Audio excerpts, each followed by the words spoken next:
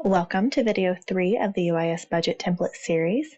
In this video, we will be going over equipment, participant support, and other direct costs. Next section we are going to look at is equipment, which is an often mixed up category. Equipment includes items where the individual cost per unit is $5,000 or greater. If a single unit item is less than $5,000, it would go into materials and supplies. If you are putting equipment on a grant, please make sure that it is allowable by the sponsor and that you have quotes to justify the cost estimates. Because equipment does not assess indirect costs, make sure if it's in that area, it is correct. Because if we have to move it into materials and supplies, that is going to affect your budget more than the dollar amount because the supplies will also have the indirect costs assessed. Another misunderstood category is the participant support costs. These are a very specific category that is not allowed by every sponsor. Sponsors that do allow it use it specifically for training, conference, workshop costs.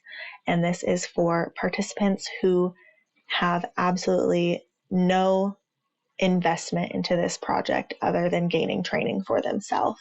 They are not employees of the university. They are not being paid on the grant otherwise. They are not contributing to the work on the grant.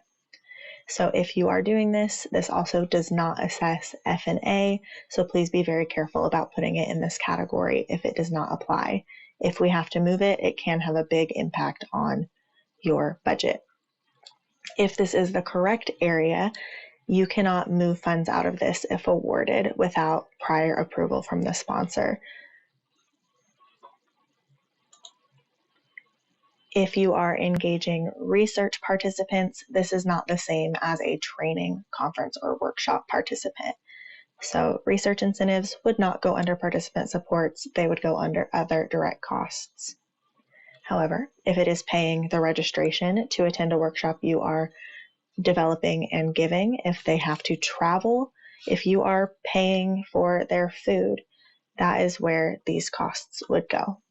Lastly, that brings us to our other direct costs. These categories should be grouped into their totals, but the breakdown should be in a separate justification, which is more narrative in style. If supplies in year 1 are going to be $10,000, enter that. Typically, these do not escalate. And if in years 2 and 3 it is less, make sure you have that separated. In all times, I'm going to be checking how this affects my total costs because I don't want to go over that $300,000. If I am anticipating publication in year 2 and 3, once I start developing results, I will make sure to have that entered.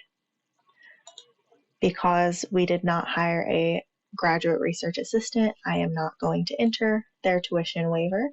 However, if you enter it, it is not going to assess indirect costs.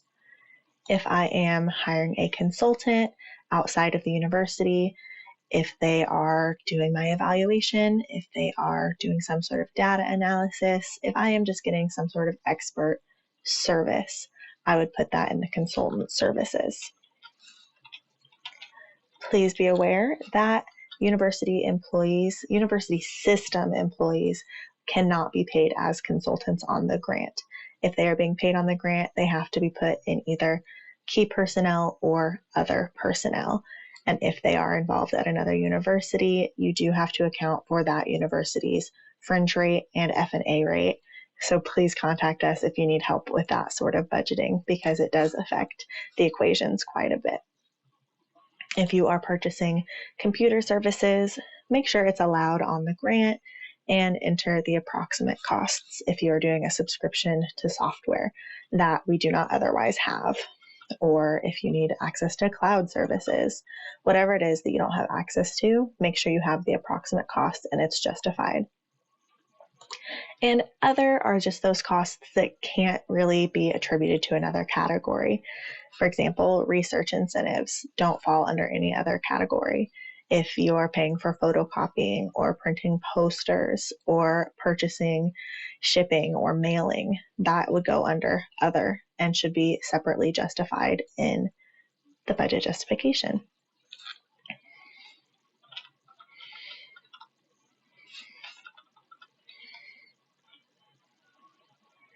Notice how I got very, very close to my 300,000. So maybe I want to break my numbers down just a little bit more, and I can't offer as much in the way of research incentives. You do not have to go penny for penny on the budget. You can get as close as you want. You can go as far as you want if something is not necessary to achieve the scope of your work.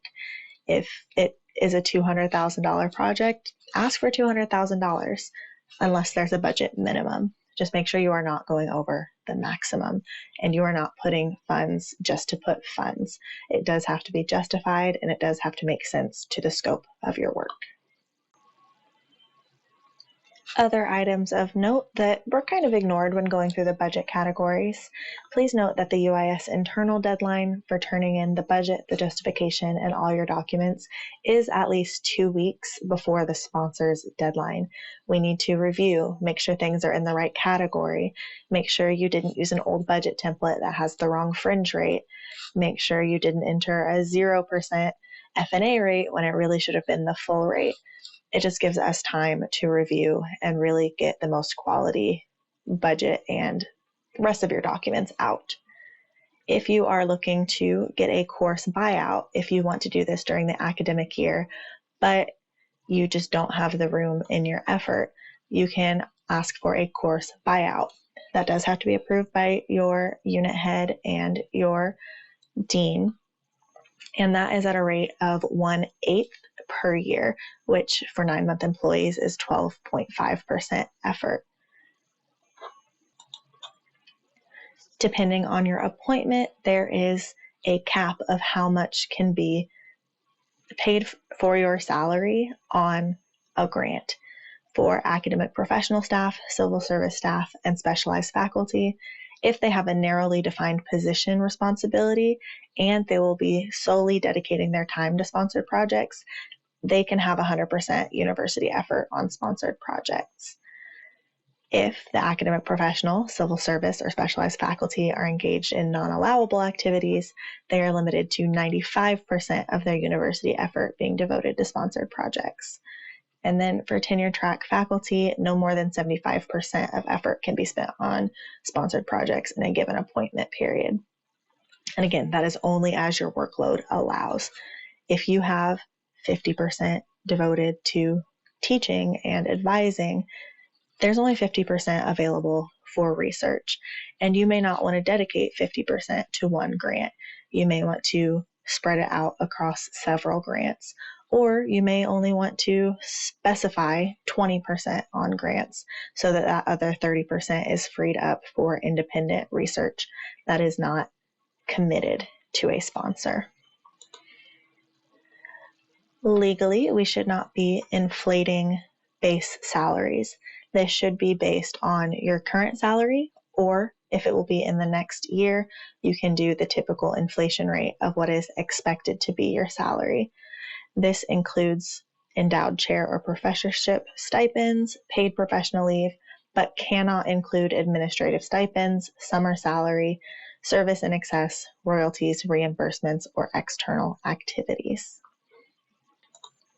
Another item are student rates. This specifically applies to our graduate research assistants. Those are set rates. You have to be able to pay for a 9-month graduate research assistant.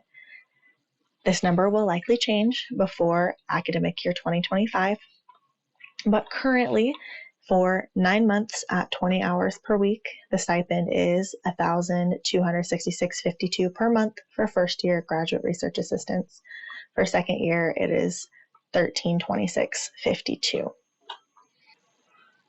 Thank you for taking your time out of your day to participate in video 3 of the UIS budget template series. If you have further questions, as always, please feel free to reach out to our office, and we would love to help you with anything we can.